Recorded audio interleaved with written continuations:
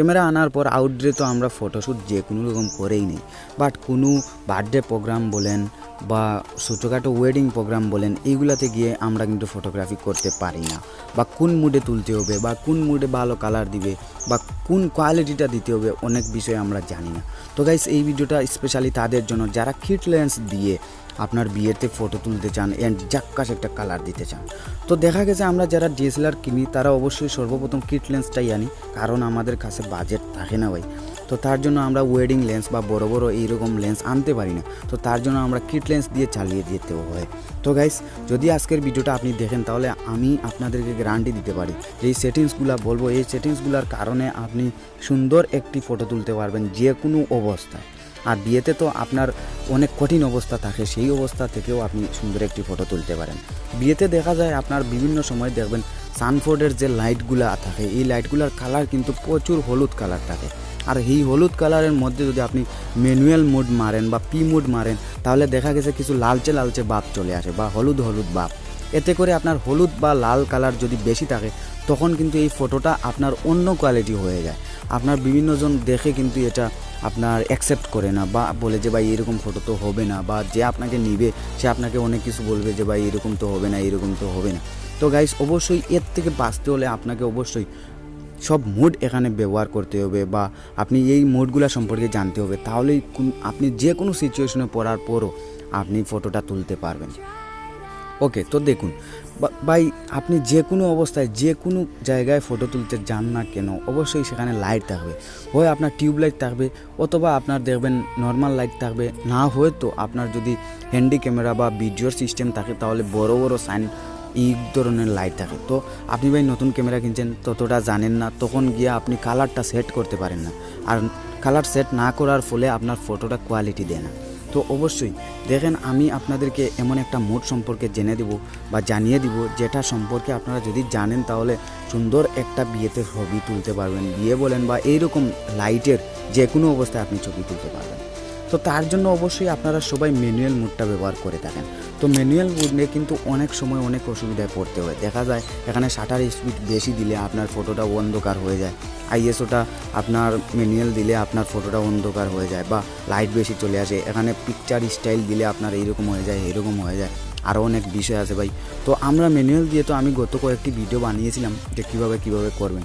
যারা ম্যানুয়ালের ফ্যান আছেন তারা তো এই ভিডিও দেখাবেন, বাট এই ভিডিওতে কিছু এক্সট্রা একটা ফিচার সম্পর্কে আপনাদেরকে আমি জানাইব, সেটা হচ্ছে এবি মোড। অনেকে আসলে একটা বিষয় বলে থাকে, দেখবেন যারা বড় বড় ক্যামেরা চালক আছে তারা বলবে যে ভাই কেলভিন মারো কেলভিন মারো। তো কেলভিন আসলে বিষয়টা অনেকে হয়তো নাও বুঝতে পারেন, তো কেলভিন বিষয়টা আমরা অন্য দিন বুঝবো, বা এই যে ছোটোখাটো ক্যামেরাতে বা কেলভিন অপশনটা নাও থাকতে পারে।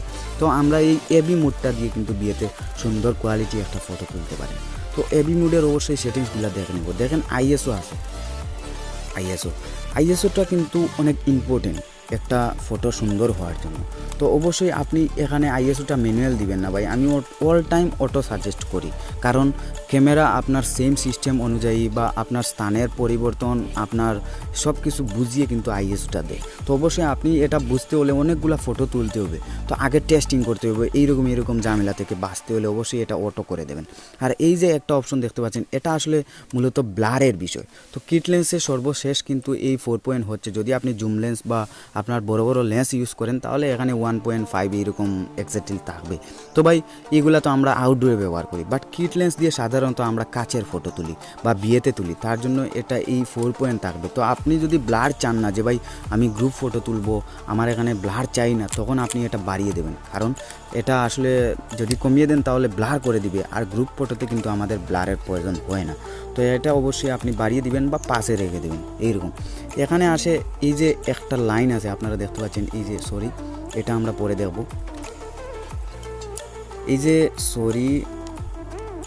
এই যে একটা লাইন, এই লাইনটা আসলে মূলত হোয়াইট ব্যালেন্সের জন্য। তো আপনার অবস্থা বুঝে যদি আপনি দেখেন যে ভাই ফটো তোলার পর বেশি অন্ধকার হয়ে যাচ্ছে, তো এটা আপনি এইটার সাহায্যে একটু ঘুরিয়ে এটা বাড়িয়ে দিবেন, এতে করে আপনার ফটোটাতে কিছু ব্রাইটনেস দেখা যাবে বা ফটোটা একটু উজ্জ্বল হবে।